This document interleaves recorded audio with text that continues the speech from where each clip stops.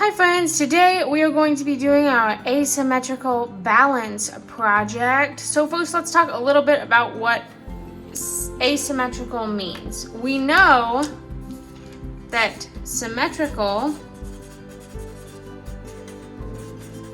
means that if we take an artwork and we cut it in half with an invisible line, it will be exactly the same on both sides. Okay? When our shapes are the exact same size and shape on both sides, that's called congruent.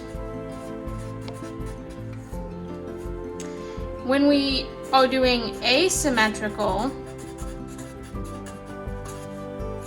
balance, that means that if we cut our artwork in half, we would have shapes that are not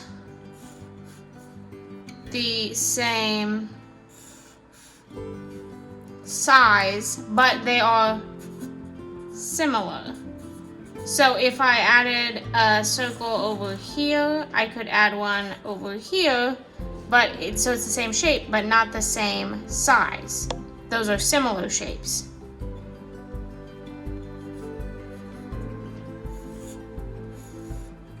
This is asymmetrical balance. We have similar shapes on both sides, but they are not the same. So we are going to get a large piece of white paper. You're going to write your name and class code on the back. Then we're going to flip it over. We need to fold our paper in half. So you can fold it this way, or you can fold it this way. I'm gonna fold mine this way. I'm gonna make sure I line up my edges really nice and crease my paper. That way I have that invisible line down the middle. You're gonna do this in pencil. I'm just gonna go straight in with Sharpie, which you'll go over it later with. And we're going to draw our asymmetrical balance artwork on each side. So I can start down in this corner with a right triangle, and then I can make a similar shape in this corner of a right triangle, but this one's way smaller. And I'm just going to repeat this on my entire paper. So whatever I add to here, I'm going to add something similar to here, and vice versa.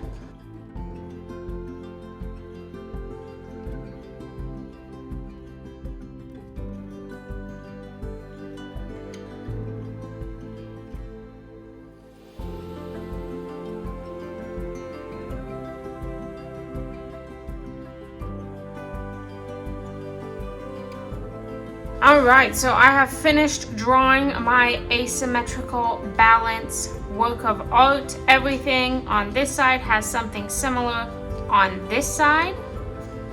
Our next step is to add some color. And for this project, we want to focus on unity. So unity means that everything kind of works and fits together. So even though this is abstract, all of these pieces will look like they fit. And so to do that, we are going to pick 5 colors to use for our project. So these are the 5 crayons that I want to use. Now while we're doing this, we do want to use some value. So to get value when using crayons, to get our dark value, we'll press really, really hard. And then to get our light value, we will not press as hard. So that'll give us a dark to light of our purple or any of our crayons. And we are going to fill in each of these spaces. We are not filling in the background. We are only filling in the spaces that we drew. There is one of my shapes done. I have the dark value along the edges and the light value in the middle. Notice this is my similar shape to this. I do not have to make this color the same purple that I did this color. We can put our colors wherever we want.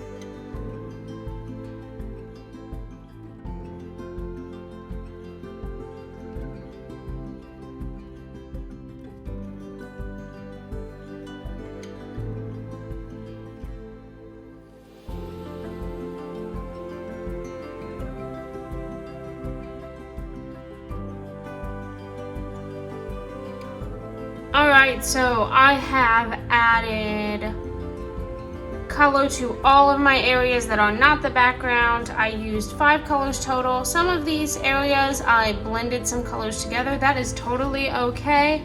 Once everything is all filled in, I will be ready to move on to my next part, which is painting. So I am ready to paint. I have my watercolor tray, a paintbrush, a paper towel, a water cup, and you will have a messy mat because we always need a messy mat when we are painting.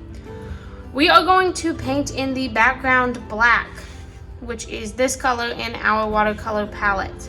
It probably will show up more gray, but it'll really let our colors pop. Because we use crayons and they're made of wax, the water and the watercolor and the wax will not mix.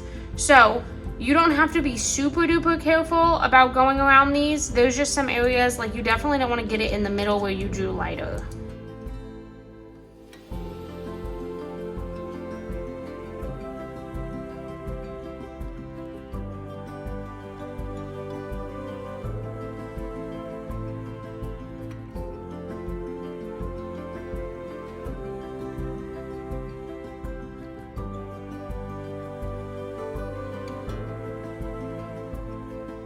Okay, once I have filled in my entire background, I am all finished. So you are going to Sonia this, and then if it is still wet, you're going to put it on the drying rack.